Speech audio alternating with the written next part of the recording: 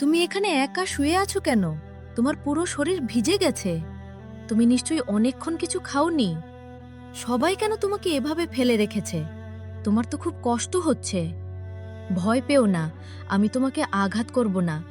এসো, আমি তোমার বন্ধু হতে ছোট মেয়েটির চোখে কোনো ভয় নেই, কোনো ঘৃণাও নেই। সে আমাকে অন্য সবার মতো তাড়িয়ে দিচ্ছে না। কতদিন পরে কেউ আমার দিকে এমন মমতা নিয়ে তাকালো। আমি যদি মানুষ হয়ে কথা বলতে পারতাম তাহলে বলতাম, অনেক বছর আগে মেঘের ওপরে লুকিয়েছিল এক জাদুর রাজ্য। সেখানে বাস করত এক দয়ালু ও অপরূপ সুন্দরী পরী, এলিনা। তার জাদুতে রাজ্যে সুখ, শান্তি আর আনন্দ বিরাজ করত। এই আকাশ, এই ফুল, এই বন, এই নদী, সব কিছুই আমার কাছে শুধু জাদুর অংশ নয়, আমার পরিবারের মতো। প্রতিদিন সকালে যখন আমি সূর্যের প্রথম আলো দেখি, তখন মনে হয় নতুন করে সবাইকে সুখ দেওয়ার একটা সুযোগ পেয়েছি। আমি কখনো চাই না এই রাজ্যের কোনো শিশু কান্না করুক, কোনো বৃদ্ধ কষ্ট পাক, কিংবা কোনো প্রাণী ক্ষুধায় ছটফট করুক। আমার জাদুর শক্তি শুধু নিজের জন্য নয়, এই পুরো রাজ্যের প্রতিটি প্রাণের জন্য। যতদিন আমার নিঃশ্বাস চলবে, ততদিন আমি এই রাজ্যকে রক্ষা করব, এমনকি নিজের জীবন দিয়েও। রাজকুমারী এলিনা, আমরা সবাই আপনার জন্য গর্বিত। আপনি শুধু আমাদের রানী নন, আপনি আমাদের আশার আলো। যখনই কেউ বিপদে পড়ে আপনি সবার আগে ছুটে যান। আপনার মুখের হাসি দেখলেই মনে হয় সব দুঃখ দূর হয়ে যাবে। আমরা জানি আপনার মতো দয়ালু পরী আর কখনো জন্মাবে না। আপনি না থাকলে এই রাজ্য অন্ধকারে ডুবে যেত। আমাকে এত বড় করে দেখো না, আমি তোমাদেরই একজন। আমার শক্তি জাদু থেকে নয়, তোমাদের ভালোবাসা থেকে আসে। যখন দেখি সবাই একে অপরকে সাহায্য করছে, তখন আমার হৃদয় আরও শক্তিশালী হয়ে ওঠে। মনে রেখো, যে শক্তি অন্যকে কষ্ট দেয় সে কখনো সত্যিকারের শক্তি নয়। সত্যিকারের শক্তি হল ক্ষমা করা, ভালোবাসা দেওয়া এবং দুর্বলকে রক্ষা করা।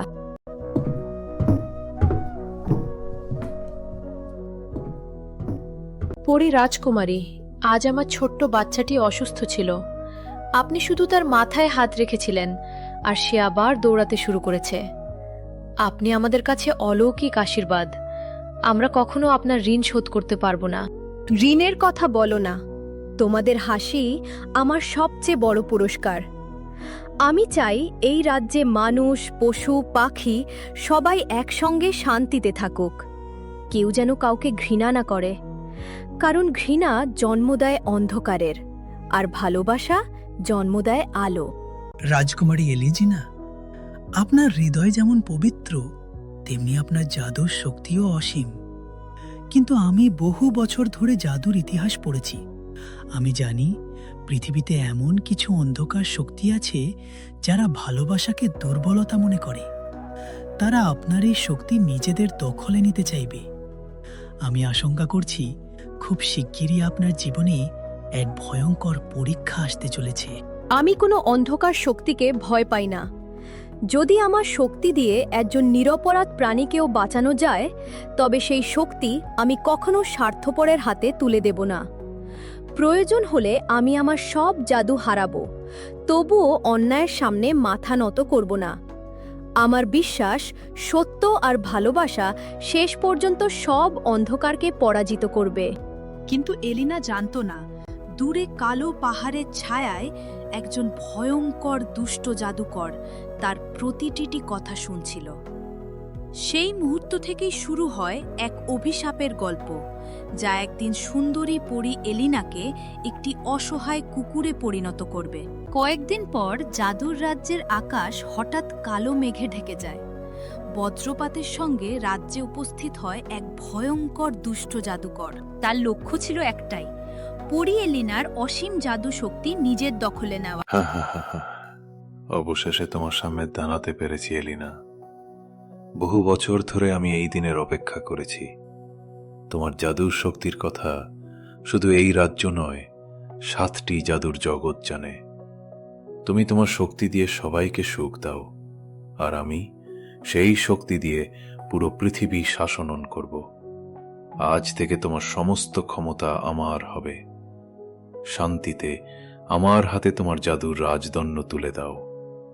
যদি স্বেচ্ছায় দাও তাহলে হয়তো তোমার জীবন আমি রেখে দেব, কিন্তু যদি অস্বীকার করো তাহলে এমন শাস্তি দেব যা যুগ যুগ ধরে সবাই মনে রাখবে। তোমার চোখে শুধু লোভ আর অহংকার। এই শক্তি কোনো ব্যক্তির সম্পত্তি নয়।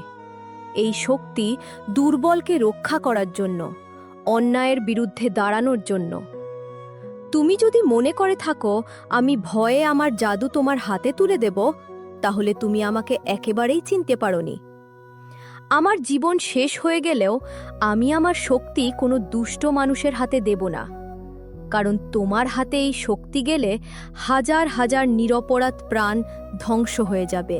তুমি এখনো সাহস করে আমার মুখের ওপর না বলছো? তুমি কি জানো আমি কে? আমি সেই জাদুকর যার নাম শুনে পাহাড় কেঁপে ওঠে, সমুদ্র উত্তাল হয়ে যায়। শত শত রাজ্য আমি ধ্বংস করেছি। অসংখ্য শক্তিশালী জাদুকর আমার সামনে মাথা নত করেছে, আর তুমি একটা ছোট্ট পরী আমার আদেশ অমান্য করার সাহস দেখাচ্ছ। তোমার এই অহংকারই তোমার জীবনের সবচেয়ে বড় ভুল হতে চলেছে। অহংকার আমার নয়, তোমার। সত্যিকারের শক্তিশালী মানুষ কখনো দুর্বলদের ভয় দেখায় না। তুমি শক্তির কথা বলছো, অথচ ভালোবাসা কি জিনিস তা জানো না। তুমি রাজ্য জয় করতে পারো, কিন্তু মানুষের হৃদয় কখনো জয় করতে পারবে না। আমার মৃত্যু হলেও আমি চাইব না তোমার মতো একজন নিষ্ঠুর মানুষের হাতে এই জাদুদূর শক্তি পৌঁছাক। তাহলে শোনো এলিনা, আজ থেকে তোমার সৌন্দর্য থাকবে না, তোমার ডানা থাকবে না, তোমার রাজকীয় পরিচয় থাকবে না। তুমি এমন এক জীবনে বন্দী হবে যেখানে কেউ তোমাকে চিনবে না, কেউ তোমাকে সম্মান করবে না। তুমি মানুষের অবহেলা, ক্ষুধা, অপমান আর কষ্টের জীবন কাটাবে। যতদিন না পৃথিবীর কোনো মানুষ নিঃস্বার্থ ভালোবাসা দিয়ে তোমার হৃদয় স্পর্শ করবে, ততদিন তুমি মুক্তি পাবে না। আমি তোমাকে অভিশাপ দিচ্ছি। আজ থেকে তুমি একটি সাধারণ কুকুর হয়ে পৃথিবীতে ঘুরে বেড়াবে। না, তুমি এই অন্যায় করতে পারো না। আমার শক্তি কেড়ে নিতে পারো, আমার ডানা কেড়ে নিতে পারো, কিন্তু আমার হৃদয়ের দয়া আর ভালোবাসা কখনো কেড়ে নিতে পারবে না। আমি যদি সত্যি কুকুর হয়ে যাই, তবুও আমি মানুষের উপকার করব। আমি প্রমাণ করব যে ভালোবাসা কোনো রূপের ওপর নির্ভর করে না। একদিন তোমার এই অভিশাপ ভেঙে যাবে, আর সেই দিন তুমি বুঝবে অন্ধকারের চেয়ে আলো অনেক বেশি শক্তিশালী। আশা নিয়ে বেঁচে থাকো এলিনা, সেই আশাই তোমার সবচেয়ে বড় যন্ত্রণা হবে। আজ থেকে তোমার নতুন পরিচয় একটি অভিশপ্ত কুকুর। কালো জাদু চারদিকে ছড়িয়ে পড়ল। সোনালি আলোয় ভরা পরীর ডানা ধীরে ধীরে মিলিয়ে যেতে লাগল, আর তার জীবনে শুরু হলো এক ভয়ঙ্কর অভিশাপের নতুন অধ্যায়। দুষ্ট জাদুকর মর্গাথের অভিশাপ কার্যকর হওয়ার সঙ্গে সঙ্গেই এলিনার শরীর কাঁপতে শুরু করল।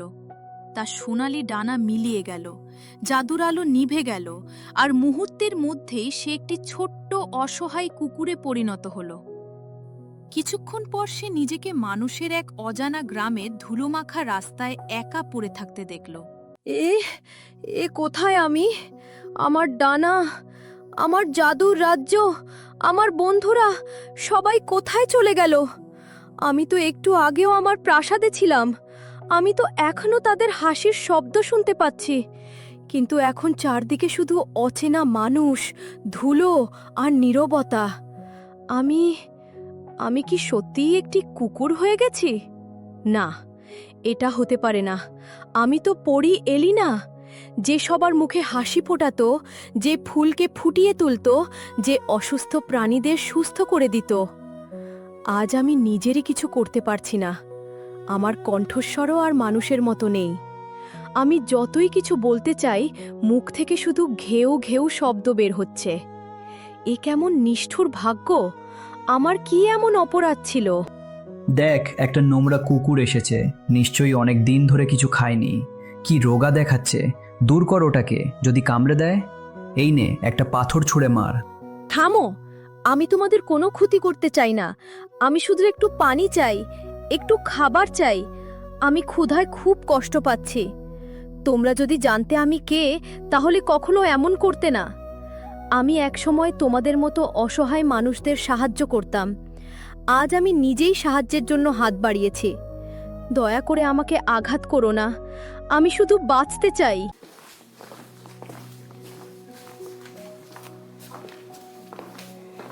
আহারে, বেচারা প্রাণীটা কত কষ্টে আছে। ওর চোখ দুটো দেখলেই বোঝা যায় ও শুধু খাবারের জন্য নয়, আরো বড় কোনো দুঃখ বয়ে বেড়াচ্ছে। কিন্তু আমি নিজেই এত গরিব যে ওকে সাহায্য করার মতো কিছুই নেই। ঈশ্বর, তুমি এই প্রাণীটাকে রক্ষা করো। একসময় সবাই আমাকে ভালোবাসতো, আমার কাছে সাহায্য চাইতে আসতো। আর আজ কেউ আমাকে ছুঁতেও চায় না। শুধু আমার রূপ বদলে গেছে বলে সবাই আমাকে অবহেলা করছে। তাহলে কি সত্যিই পৃথিবীতে সৌন্দর্যেরই মূল্য? কেউ কি আমার হৃদয়টা দেখতে পাচ্ছে না? আমি এখনো সেই এলিনা যার মনে ভালোবাসা ছাড়া আর কিছু নেই। আমার রূপ বদলেছে, কিন্তু আমার আত্মা তো বদলায়নি। তুমি নতুন এসেছো, তোমার চোখে রাজকীয় জীবনের ছাপ আছে, কিন্তু এই পৃথিবীতে আমাদের জন্য কেউ অপেক্ষা করে না। খাবারের জন্য লড়তে হয়, বাঁচার জন্য পালাতে হয়। মানুষ আমাদের দিকে তাকায় ঘৃণার চোখে। যদি বাঁচতে চাও তাহলে কষ্টকে সঙ্গী করেই বাঁচতে শিখতে হবে। আমি কখনো ভাবিনি এমন জীবনও আছে। আমি বুঝতেই পারিনি কত শত প্রাণী প্রতিদিন না খেয়ে থাকে, কত প্রাণী মানুষের অবহেলায় বেঁচে থাকে। হয়তো এই অভিশাপের মধ্যেও কোনো শিক্ষা লুকিয়ে আছে। যদি আমাকে এই জীবনই কাটাতে হয়, তাহলে আমি কষ্টের মাঝেও আমার হৃদয়ের দয়া হারাবো না। আমি এখনো দুর্বলদের সাহায্য করব, যতটা আমার পক্ষে সম্ভব। কারণ আমি যদি আমার ভালোবাসা হারিয়ে ফেলি, তাহলে আমি সত্যিই মরগাথের কাছে হেরে যাব। কেমন লাগছে নতুন জীবন, এলিনা? এখন বুঝতে পারছো শক্তিহীন হওয়ার কষ্ট কাকে বলে?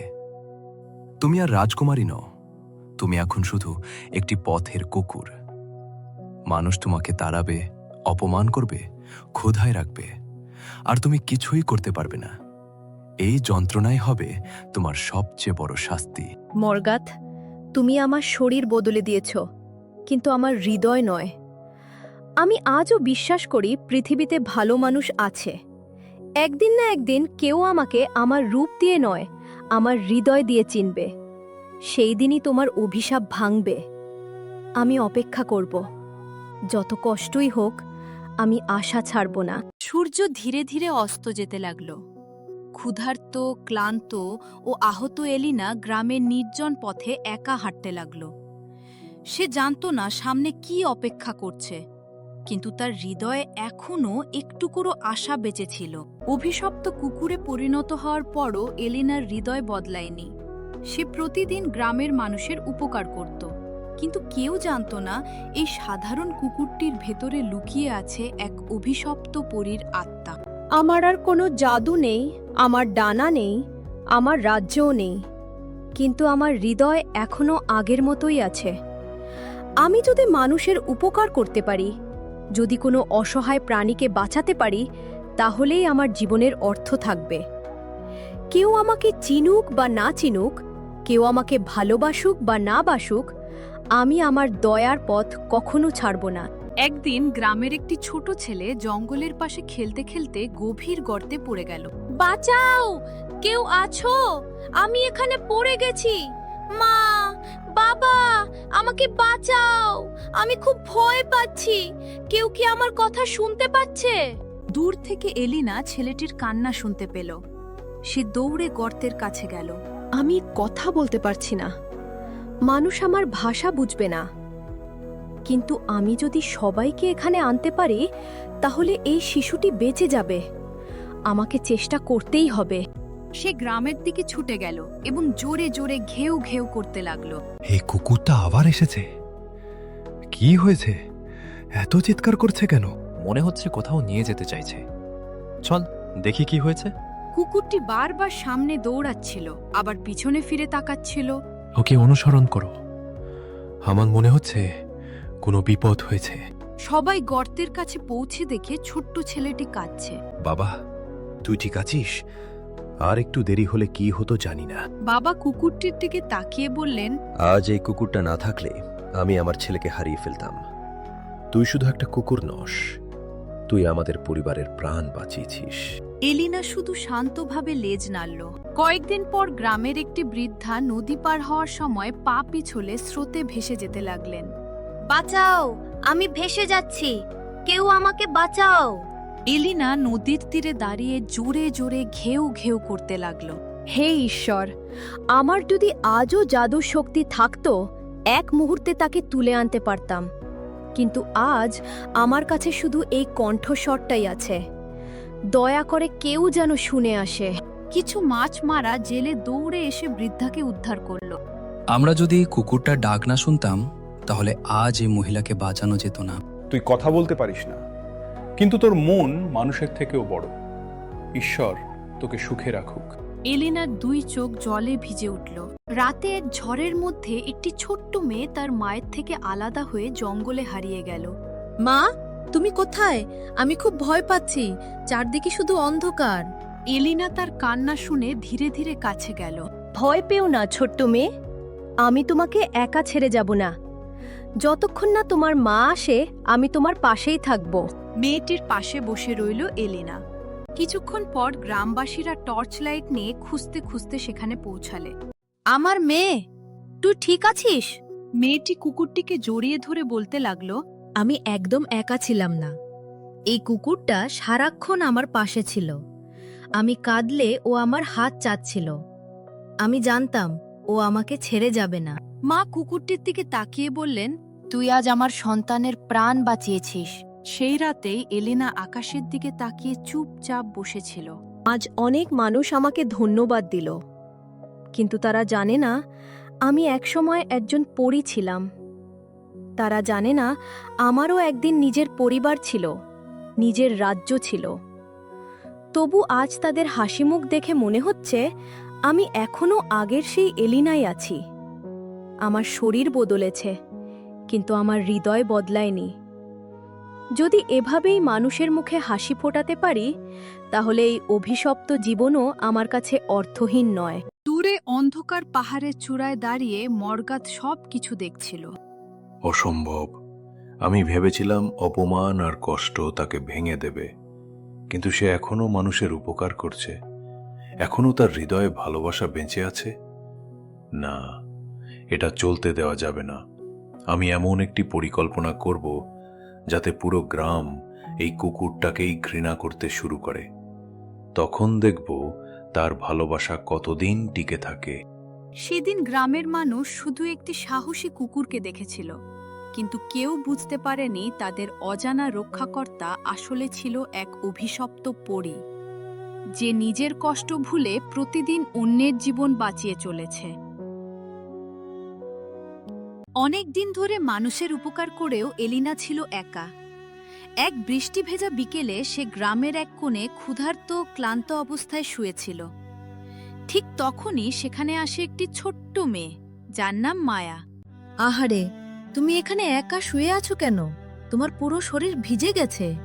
তুমি নিশ্চয়ই অনেকক্ষণ কিছু খাওনি। সবাই কেন তোমাকে এভাবে ফেলে রেখেছে? তোমার তো খুব কষ্ট হচ্ছে। ভয় পেও না, আমি তোমাকে আঘাত করব না। এসো, আমি তোমার বন্ধু হতে চাই। এই ছোট্ট মেয়েটির চোখে কোনো ভয় নেই, কোনো ঘৃণাও নেই। সে আমাকে অন্য সবার মতো তাড়িয়ে দিচ্ছে না। কতদিন পরে কেউ আমার দিকে এমন মমতা নিয়ে তাকালো। আমি যদি মানুষ হয়ে কথা বলতে পারতাম, তাহলে বলতাম, তুমি জানো না, তোমার এই একটি হাসি আমার সমস্ত কষ্ট ভুলিয়ে দিচ্ছে। দেখো, আমার কাছে একটু রুটি আর দুধ আছে। মা আমার জন্য দিয়েছিলেন, কিন্তু আমি একা খেলে ভালো লাগবে না। আমরা দুজন ভাগ করে খাবো, ঠিক আছে? তুমি তো কথা বলতে পারো না, কিন্তু আমি বুঝতে পারছি তুমি খুব ক্ষুধার্ত। ধীরে ধীরে খাও, কেউ তোমার কাছ থেকে এটা কেড়ে নেবে না। কুকুরটি ধীরে ধীরে খাবার খেতে শুরু করলো। কতদিন পরে কেউ নিজের খাবার আমার সঙ্গে ভাগ করে নিল? আমি একসময় রাজপ্রাসাদে সোনার থালায় খাবার খেতাম, কিন্তু সেই খাবারের চেয়েও আজ এই শুকনো রুটির টুকরো অনেক বেশি মূল্যবান, কারণ এতে ভালোবাসা আছে, মমতা আছে, নিঃস্বার্থ হৃদয়ের স্পর্শ আছে। ঠিক তখন পাশ দিয়ে কয়েকজন গ্রামবাসী যাচ্ছিল। ওই নোংরা কুকুরটার কাছে যেও না, যদি কামড় দেয় ওকে বাড়িতে আনবে না। পথের কুকুরে কোনো বিশ্বাস নেই। না, তোমরা ভুল বলছো। ও আমাকে কোনো ক্ষতি করবে না। আমি ওর চোখের দিকে তাকিয়ে বুঝতে পারছি ও খুব ভালো। ও শুধু একটু ভালোবাসা চায়। যে প্রাণী ক্ষুধায় কষ্ট পায় তাকে তাড়িয়ে দেওয়া কি ঠিক? ও যদি খারাপই হতো তাহলে এত শান্ত হয়ে আমার পাশে বসে থাকতো না। সবাই ওকে শুধু কুকুর হিসেবে দেখছে, কিন্তু আমি ওর কষ্টটা দেখতে পাচ্ছি। গ্রামবাসীরা একে অপরের মুখের দিকে তাকিয়ে চলে গেল। মায়া কুকুরটিকে নিয়ে বাড়িতে পৌঁছালেন। মায়া, তুমি একটা পথের কুকুর নিয়ে এসেছ। যদি ও অসুস্থ হয়, যদি তোমার ক্ষতি করে। মা, তুমি তো আমাকে শিখিয়েছ বিপদে পড়া কাউকে সাহায্য করতে হয়। তাহলে এই প্রাণীটা কি সাহায্য পাওয়ার যোগ্য নয়? ও তো কারো ক্ষতি করেনি, শুধু একটু খাবার আর একটু আশ্রয় চায়। আমরা যদি ওকে তাড়িয়ে দিই তাহলে ও কোথায় যাবে? আজ যদি আমি বিপদে পড়তাম তাহলে কি কেউ আমাকে সাহায্য করত না? মা, দয়া করে ওকে থাকতে দাও। আমি ওর সব দায়িত্ব নেব। মায়ার মা কিছুক্ষণ চুপ করে রইলেন। তারপর কুকুরটির শান্ত চোখের দিকে তাকালেন। ঠিক আছে, আজ থেকে ও এখানেই থাকবে, তবে ওকে ভালোভাবে দেখাশোনা করতে হবে। মনে রেখো, ভালোবাসা শুধু মানুষের জন্য নয়, সব প্রাণীর জন্য। শুনেছ? আজ থেকে এই বাড়িতেই তোমার বাড়ি। তোমাকে আর বৃষ্টিতে ভিজে থাকতে হবে না, আর না খেয়ে ঘুরতে হবে না। আমি তোমার নাম রাখলাম আলো, কারণ তুমি আমার জীবনে আলো হয়ে এসেছ। আজ বহুদিন পরে মনে হচ্ছে আমি আবার একটি পরিবার পেলাম। তারা জানে না আমি একজন অভিশপ্ত পরী, তবুও তারা আমাকে নিজের পরিবারের সদস্যের মতো গ্রহণ করল। এই ছোট্ট মেয়েটির হৃদয় সত্যিই পৃথিবীর সবচেয়ে সুন্দর জাদু। সেদিন রাতে বহু বছরের মধ্যে প্রথমবার এলিনা নিরাপদে ঘুমালো। তার মনে এক নতুন আশার আলো জ্বলে উঠল। সে জানত না সামনে কি অপেক্ষা করছে, কিন্তু সে অনুভব করছিল ভাগ্যের চাকা ধীরে ধীরে বদলাতে শুরু করেছে। এক পূর্ণিমার রাতে মায়া কুকুরটিকে নিজের বুকে জড়িয়ে ধরে ভালোবাসা আর কৃতজ্ঞতার কথা বলতে লাগল। ঠিক তখনই চারদিকে এক রহস্যময় সোনালি আলো ছড়িয়ে পড়তে শুরু করল। বহু বছর আগের অভিশাপ ধীরে ধীরে ভেঙে যেতে লাগল। আলো, তুমি জানো, তুমি আমার জীবনের সবচেয়ে ভালো বন্ধু। সবাই তোমাকে শুধু একটা পথের কুকুর বলে, কিন্তু আমি কখনো তোমাকে সেভাবে দেখিনি। তুমি আমার কান্নার সময় পাশে থেকেছ, আমি একা হলে আমার সঙ্গে খেলেছ, আমি ভয় পেলে আমাকে সাহস দিয়েছ। তুমি কখনো আমার কাছ থেকে কিছু চাওনি, শুধু নিঃশব্দে আমাকে ভালোবেসেছ। যদি পৃথিবীর সবাই তোমাকে ছেড়ে চলে যায়, তবুও আমি তোমাকে ছেড়ে যাব না। তুমি যতদিন বাঁচবে ততদিন তুমি আমার পরিবারের একজন হয়ে থাকবে। আমি প্রতিজ্ঞা করছি, তোমাকে আর কখনো একা রাস্তায় ঘুরে বেড়াতে দেব না। এই কথাগুলো, এই ভালোবাসা, এ তো কোনো স্বার্থের জন্য নয়। এই ছোট্ট মেয়েটি জানেই না আমি কে, তবুও সে আমাকে নিজের পরিবারের একজন বলে মেনে নিয়েছে। এত বছর ধরে আমি যে ভালোবাসার অপেক্ষা করেছি, আজ মনে হচ্ছে সেটাই আমার সামনে দাঁড়িয়ে আছে। আমার হৃদয় যেন আবার জেগে উঠছে। হঠাৎ আকাশে বজ্রের মতো এক আলো ঝলসে উঠল। চারদিকে সোনালি আলোর ঢেউ ছড়িয়ে পড়ল। কুকুরটির শরীর ধীরে ধীরে আলোয় ঢেকে গেল।